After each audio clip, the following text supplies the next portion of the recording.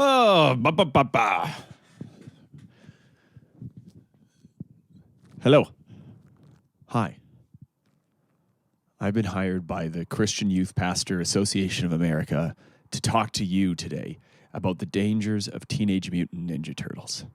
Teenage Mutant Ninja Turtles have come into our homes, our schools, our Valentine's Day cards, and our children's backpacks. And they preach a lifestyle of living in sewers, eating pizza, and godlessness. If God wanted turtles to be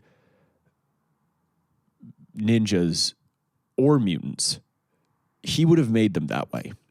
But he didn't. He made them big and slow and make funny noises when they have sex. That was God's will. And anything else that has been done besides that is the will of godless heathens. And we must fight a crusade against all those who would be part of the Teenage Mutant Ninja Turtles. And then you just find out like that this whole, it zooms out and this pastor is talking on a screen and like Shredder is right behind the fucking teleprompter, just like feeding him the words, and he's going, oh, yes, the turtles. I don't really know what Shredder's voice was like. I've never watched any Teenage Mutant Ninja Turtles content. Never watched the Michael Bay movie with Johnny Knoxville. Never watched the one with Vanilla Ice. Never watched the animated series. The Teenage Mutant Ninja Turtles, to me, are just a reference. They're an abstraction. They're Schrodinger's reference. Until I tell people that I know enough about Teenage Mutant Ninja Turtles to fake it. Like, if I'm in a conversation with someone, I could talk Teenage Mutant Ninja Turtles for, I'm going to guess, and I don't want to say anything crazy. I'm going to guess 47 minutes. I could talk TMNT with people. See how much I know? I even know the acronym that everyone talks about. I could get in there. I could talk about April O'Neil. I could talk about April Showers. And I could talk about May Flowers, who I think is her sidekick. There's obviously the four turtles, Leonardo, Michelangelo's David, and Ratatouille. And those are the four for sure. That I know. I don't know. I know they're ninjas. I know they're teenagers, and I know they live in the sewer. I know Splinter is their dad, and he's a rat. And I assume he taught them how to be ninjas. I don't know who taught him. You know what? I'm going to say that no one knows. It's just, that's like part of the lore where they've just been like, we don't need to leave the mystery of how Splinter learned to become a ninja. I feel like he was a rat in a dojo. Like, you know how like a school has a class pet? I think Master Splinter was the pet rat in a dojo. Which, can you imagine walking into a dojo with your child? You're just like, alrighty, Billy, you want to learn how to karate kick people, which is worrying. It's worrying that your main reason for wanting to do this is karate kicking people. Timmy, I want to say. And he's like, my name's Billy. And I'm like, it doesn't matter. And a lot of people want to learn, a lot of people want to learn martial arts so they can do like discipline and like, physical fitness and like maybe some sense of community, but not you. You just want to learn how to karate kick people. And he's like, yep, right in the throat. And it's like, all right, worried about that. And then you're apprehensive when you walk in the dojo. You walk in kind of like with this like, is my kid a fucking psycho? He just wants to, he's karate chopping shit all the time. He's high kicking. He's always playing that. Everybody was kung fu fighting. He's just listening to that 24/7. The kid's a fucking menace. And then he one day comes into you and he goes, I want to go to this dojo specifically. And you walk into that dojo and the first thing you see is just a rat in an aquarium. And then you got to imagine the guy who's coming up to you, the sensei, he's got a rat tail. Like he thinks he looks like Anakin Skywalker with it. He's like, he walks out, he's like, "Sup, dude? Yeah.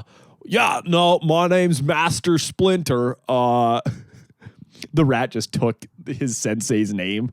The rat doesn't know. He's never trained martial arts. He was just like, I can steal this guy's identity.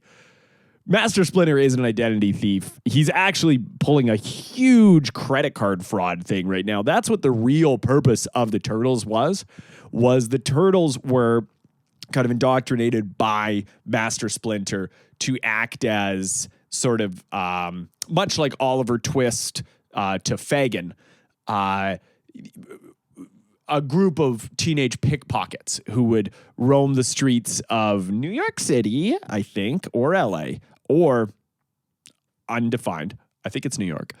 They would roam the streets of New York City and they'd pickpocket people and they'd be like, "We're doing cowabunga adventures, dude." And the reason why they all talk like that is because that's how the original Master Splinter talked. He walked up, you walk into this dojo, this guy walks up to you with a rat tail and he's got like a gi on, but it's got like Cheetos dust all over it, and he's clearly just been wiping. He's wiping his hands as he's walking out. He's like, "Oh, sorry, dude, you caught me right in the middle of lunch."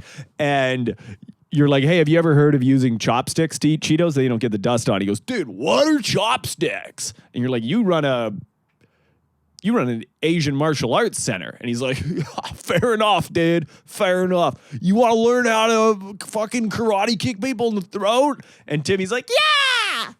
And you're worried because you are looking at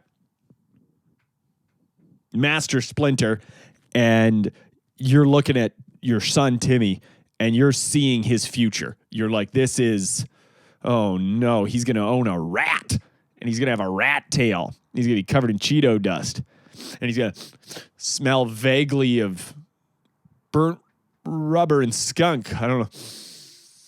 There's no other thing that could be other than burnt rubber and skunk. It's no way it's marijuana. Not Master Splinter. He's got too much discipline. He's like, "I never touch the stuff, dude, because the only thing that gets me high is karate chopping motherfuckers in the throat, dude." And then as you're walking in and you're kind of having this moment of like, you're trying to pull Timmy away. You're like, maybe we go to a different dojo. The Christian Youth Pastor Group of America busts in and they're like, "Freeze!" And Master Splinter's like, he's like, "Whoa, dude, don't make me disarm you." And he goes to like lunge at them, but he's like Steven Seagal. He doesn't know what the fuck he's doing when it comes to martial arts. So he's just like, "Oh," and bang, gets shot in the chest. "Oh, dude. Bummer." And then the Christian, I don't know why they have guns. The Christian Youth Pastor Association of America, they're like, "We're not here for you. We're actually here for the rat." And at this point, you're like, I should just put my kid in swimming lessons. But here's a thing that they don't tell you. Those pools are full of rats. You think you're going to have less rats in a martial arts center? There's just one in an aquarium, which is a terrible idea. That's why it's an aquarium. It's full of water. It's not even a terrarium. This rat's like almost drowning the whole time. The whole time this is happening. You're just watching you're like, "Hey, should you do something about that?"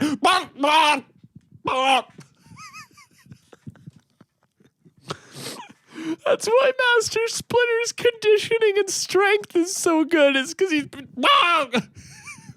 been just about drowning his entire life, treading water.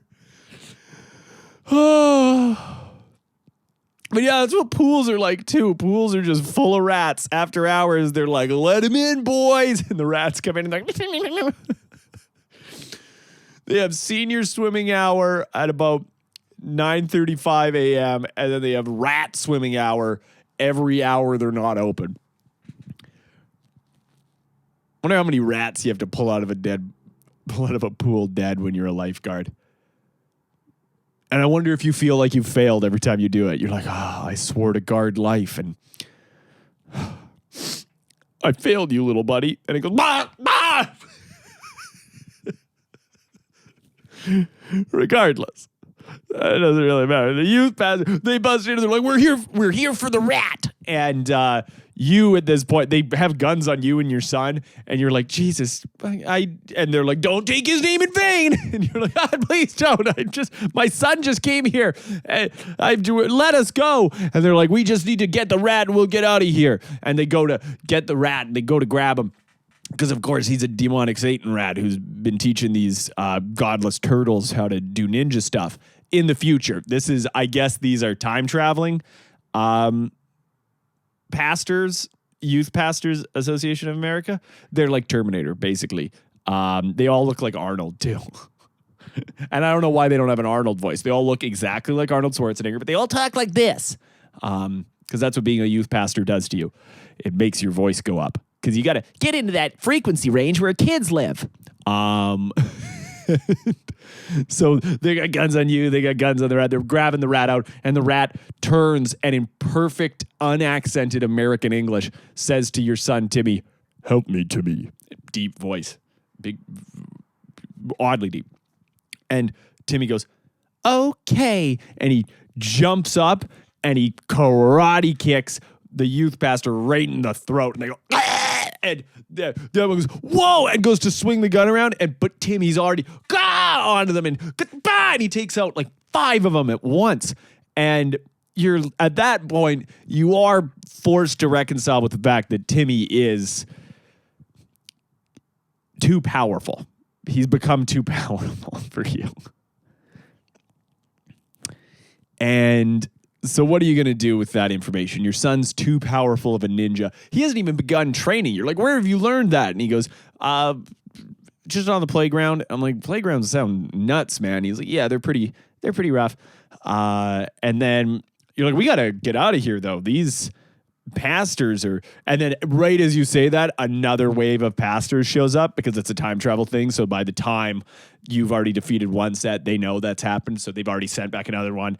And that's just going to happen infinitely at that point. And you're going to be watching your deranged little psycho killer of a son just taking out youth pastors for ever. For it's going to be in debt. That's the rest of your life now. While he's cheered on by a soaking wet rat. Just do it, Jimmy. Use the karate. Use the karate. And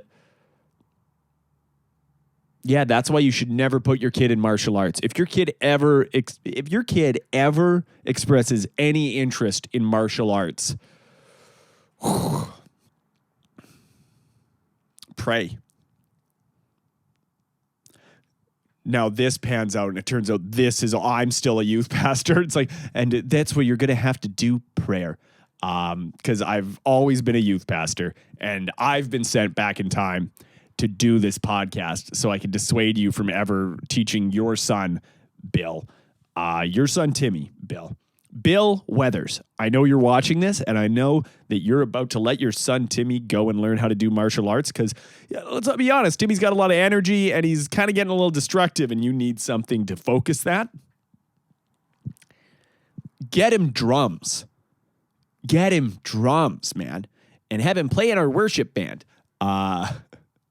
If your kid wants to get into martial arts, get him drums instead. Get him drums and get yourself earplugs because otherwise a kid who's into martial arts, they're going to become too powerful and you're just never going to be able to stop them. And then that's on you. The blood that they shed is on your hands for driving them to the dojo to meet Master Splinter, who's now dead.